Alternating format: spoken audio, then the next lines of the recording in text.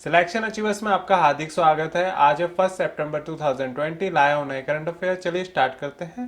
परमाणु प्रशिक्षण के खिलाफ अंतर्राष्ट्रीय दिवस कब मनाया जाता है? तो इसका सही जवाब है ए, 29 अगस्त को मनाया जाता है। परमाणु प्रशिक्षण के खिलाफ अंतर्राष्ट्रीय दिवस हर साल 29 अगस्त को मनाया जाता है। 2010 में परमाणु प्रशिक्षण के खिलाफ पहली बार अंतर्राष्ट्रीय दिवस मनाया गया था। इस दिन को 2 दिसंबर 2009 को संयुक्त राष्ट्र महासभा के 64वें सेशन में संकल्प द्वारा सर्वसम्मति को अपनाया गया था। इस संकल्प की शुरुआत 29 अगस्त 1991 को सैम लिप्टिस्क न्यूक्लियर टेस्ट साइट को बंद करने के उपलक्ष्य में कजाकिस्तान गणराज्य द्वारा की गई थी। 16 जुलाई 1945 को परमाणु हथियारों का प्रशिक्षण शुरू हुआ था। तब से लेकर अब तक लगभग 2000 परमाणु प्रशिक्षण हो चुके हैं। तो इसका सही जवाब है ए, 29 अगस्त। चलते हैं नेक्स्ट क्वेश्चन पर। भारत ने कौन से बहुपक्षीय सैन्य अभ्यास में शामिल नहीं होने का निर्णय लिया है? तो इसका सही जवाब है सी, कॉकास 2020 में शामिल नहीं होने का निर्णय लिया है। हाल ही में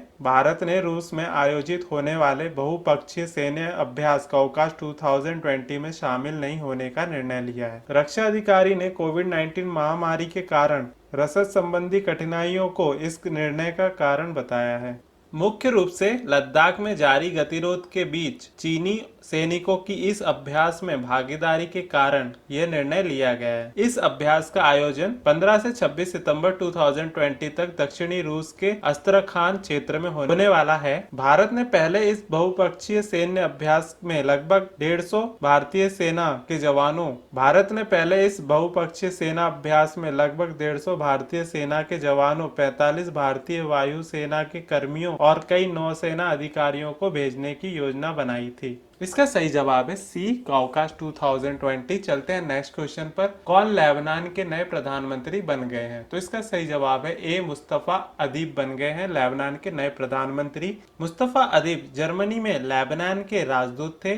अदीब को 4 पूर्व प्रधानमंत्रियों ने पद के लिए नामित किया था। यह नियुक्ति फ्रांस के राष्ट्रपति इमैनुएल मैक्रोन को 2 दिवसीय दौरे पर आने के एक दिन पहले की गई। हाल ही में लेबनान के प्रधानमंत्री हसन दियाब ने बेरूत में हुए बड़े विस्फोट के कारण जनता के आक्रोश को देखते हुए अपने पद से इस्तीफा दिया था। तब उनके बाद मुस्तफा अदीब बनने जा रहे हैं नए प्रधानमंत्री। लेबनान ये पश्चिम एशिया का एक देश है। इसकी सीमाएं सीरिया, इजराइल और भूमध्य सागर से मिलती है। इसकी राजधानी बेरूत है और करेंसी है इसकी लेबनानी पाउंड। चलते हैं नेक्स्ट क्वेश्चन पर। कौन से 2 देश 2020 ऑनलाइन फिडे शतरंज ओलंपियाड के संयुक्त विजेता घोषित किए गए हैं? तो इसका सही जवाब होगा सी, भारत और रूस। भारत और रूस 2020 ऑनलाइन फिडे शतरंज ओलंपियाड के संयुक्त विजेता घोषित किए गए हैं। रूस को शुरुआत में विजेता घोषित किया गया था, परंतु 2 भारतीय खिलाड़ियों निहाल सरीन और दिव्या देशमुख जो सर्वर से वियोग झेलने के बाद फाइनल में समय पर हार गए थे, उसके बाद भारत ने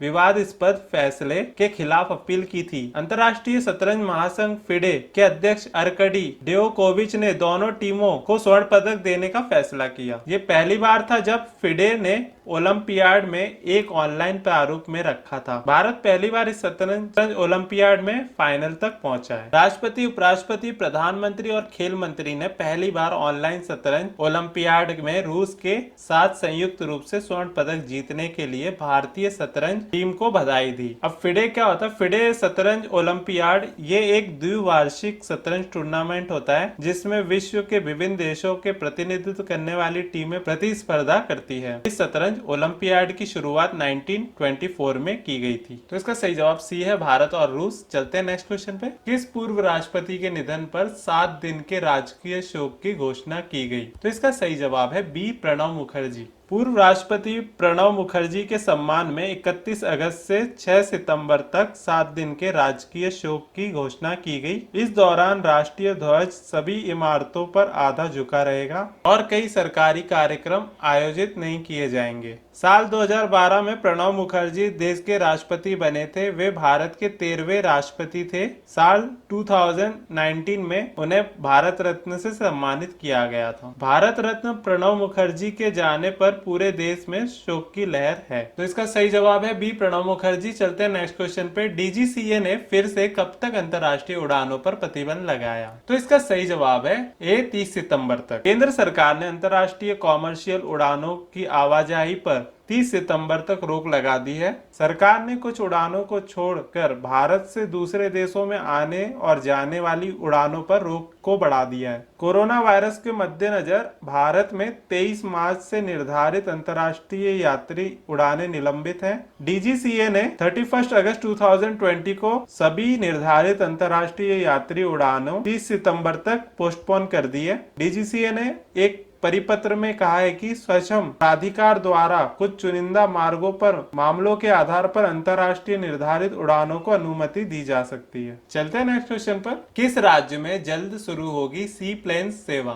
तो इसका सही जवाब है सी, गुजरात। गुजरात राज्य में 21 अक्टूबर से अहमदाबाद के साबरमती रिवर फ्रंट से गुजरात के केवड़िया के स्टैच्यू ऑफ यूनिटी तक सी प्लेन सेवा शुरुआत की है। Spice jet airlines Sardar Vallabh भाई पटेल की जयंती के अवसर पर गुजरात राज्य में सी प्लेन सेवा के शुभारंभ होगा। बात है गुजरात की। गुजरात की राजधानी है गांधीनगर। यहाँ के मुख्यमंत्री का नाम है विजय रूपानी और राज्यपाल यहाँ के आचार्य देवव्रत। चलते हैं नेक्स्ट क्वेश्चन पे। किस राज्य सरकार ने शुरू की मेजर ध्यानचंद विजय पथ योजना? तो इसका सही जवाब है ए, उत्तर प्रदेश। उत्तर प्रदेश सरकार ने शुरू की मेजर ध्यानचंद विजय पथ योजना। उत्तर प्रदेश राज्य सरकार ने 19 इंटरनेशनल खिलाड़ियों के घर तक पक्की सड़क बनाने के उद्देश्य से मेजर ध्यानचंद विजय पथ योजना की शुरुआत की। इन खिलाड़ियों में भुवनेश्वर कुमार, प्रवीण कुमार, पीयूष चावला, मोहम्मद कैफ जैसे अन्य 19 इंडियन प्लेयर शामिल हैं। बात है उत्तर प्रदेश की। उत्तर प्रदेश के मुख्यमंत्री हैं योगी आदित्यनाथ। यहाँ के गवर्नर है आनंदीबेन पटेल और राजधानी लखनऊ है जो कि गोमती नदी के किनारे बसा है। राजकीय चिन्ह है मछली एवं तीर कमान। यहाँ का राजकीय पशु है बारहसिंगा और राज्य पक्षी है सारस। राज्य पुष्प है प्लास और राज्य वृक्ष है अशोक वृक्ष। चलते हैं नेक्स्ट क्वेश्चन पर। किसने पेंशन भोगियों के लिए विकसित की पेंशनर कॉर्नर मोबाइल ऐप? इसका सही जवाब होगा बी, CISF। केंद्रीय औद्योगिक सुरक्षा बल के कर्मियों के लिए pensioner corner mobile app launch किया गया है। CISF ने one stop solution digital platform का उपयोग करके पेंशन भोगियों को पेंशन की सुविधा से अवेयर कराने के उद्देश्य से इसे शुरू किया है। इस मोबाइल एप्लीकेशन में इनबिल्ट शिकायत निवारण सुविधा भी शामिल है। इस ऐप में नौकरी के अवसर पर पेंशन भोगियों को संबंधित लाभों के बारे में जानकारी दी जाएगी। तो इसका सही जवाब है बी, CISF। चलते हैं नेक्स्ट क्वेश्चन में। किस जिले में एटिकोपाका गुड़िया को मिला मन की बात वार्ता के स्थान? इसका सही जवाब है ए, विशाखापट्टनम। विशाखापट्टनम जिले के एटिकोपाका गुड़िया को मिला मन की बात वार्ता में स्थान। प्रधानमंत्री नरेंद्र मोदी ने अपने मन की बात कार्यक्रम में प्रसिद्ध विशाखापट्टनम जिले की एटिकोपाका गुड़िया का जिक्र किया है। उन्होंने मन की बात कार्यक्रम को एटिकोपाका खिलौने को वर्तमान महामारी की स्थिति बच्चों में रचनात्मक उजागर करने में उपयोगी बताया है। एटिकोपाका आंध्र प्रदेश के विशाखापट्टनम में वराह नदी के किनारे छोटे से गांव में हस्तशिल्पों द्वारा बनाया जाता है जो कि एटिकोपाका बोम्मालू नाम से प्रसिद्ध खिलौना है। तो इसका सही जवाब ए है, विशाखापट्टनम। सिलेक्शन अचीवर्स के साथ जुड़े रहने के लिए धन्यवाद। सब्सक्राइब एंड लाइक करना ना भूले। इसके साथ ही आप हमारा टेलीग्राम ग्रुप भी ज्वाइन कर सकते हो और टेलीग्राम ग्रुप का लिंक नीचे डिस्क्रिप्शन में दिया गया है। Thank you.